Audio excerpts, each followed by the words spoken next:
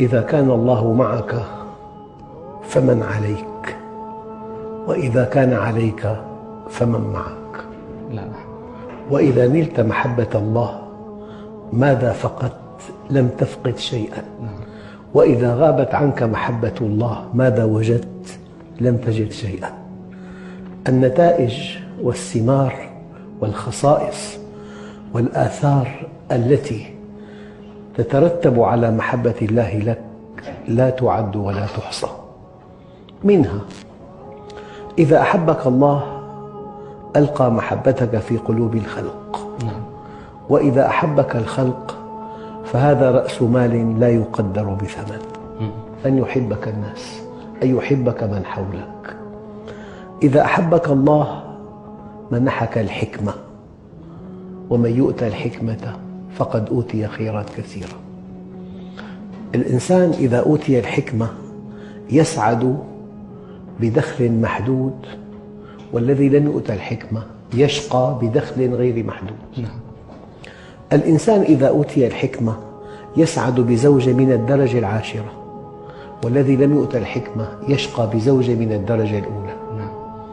الإنسان إذا أوتي الحكمة يجعل من العدو صديقاً، والذي لم يؤتى الحكمة يجعل من الصديق عدواً. يعني عطاء لا يقدر بثمن إذا منحك الله الحكمة. والحكمة تؤتى من الله مكافأة على إيمان المؤمن واستقامته على أمر الله، وهي من ثمار محبة الله. أن تؤتى الحكمة. إذا أتاك الله الحكمة أعطاك السكينة. السكينة حالة من الرضا، من السعادة، من التفاؤل، من القوة، من الثقة بالنفس، من سداد الرأي، من صحة الرؤية. هذه السكينة تسعد بها ولو فقدت كل شيء، وتشقى بفقدها ولو ملكت كل شيء. والإنسان قد يؤتى مالاً وفيراً وصحة وقوة وذكاء ولا يؤتى الحكمة، فهو أشقى الأشقياء.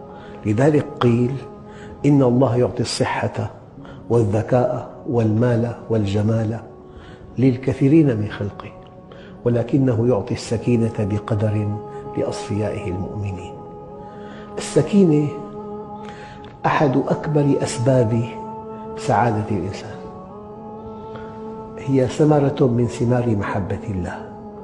يعني إذا أحبك الله شيء لا يتصور، أن يحبك خالق السماوات والأرض الذي بيده كل شيء، الذي بيده من هم فوقك ومن هم تحتك ومن هم حولك، الذي بيده صحتك وأهلك وأولادك، الذي بيده حياتك أو موتك ورزقك.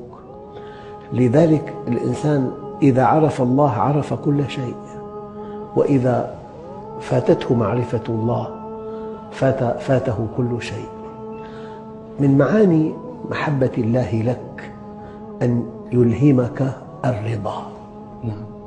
ترضى أنت، ترضى عن وجودك، وترضى عن وضعك، وترضى عن دخلك، وترضى عن أهلك وأولادك. الرضا أحد أسباب السعادة، فالمؤمن راضي.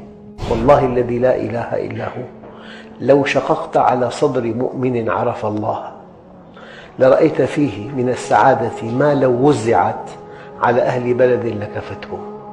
الله عز وجل يقول: إن الصلاة تنهى عن الفحشاء والمنكر ولذكر الله أكبر.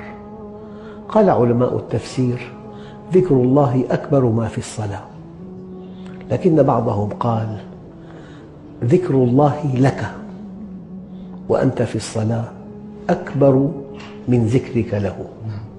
إنك إن ذكرته أديت واجب العبودية، لكنه إن ذكرك منحك الرضا، منحك السكينة، منحك الحكمة، منحك نعمة عزت على معظم الناس، منحك نعمة الأمن. نعمة الأمن شيء لا يقدر بثمن. قد ينجو الإنسان من آلاف المصائب لكنه خائف، وأنت من خوف الفقر في فقر، نعم. وأنت من خوف المرض في مرض، وتوقع المصيبة مصيبة أكبر منها.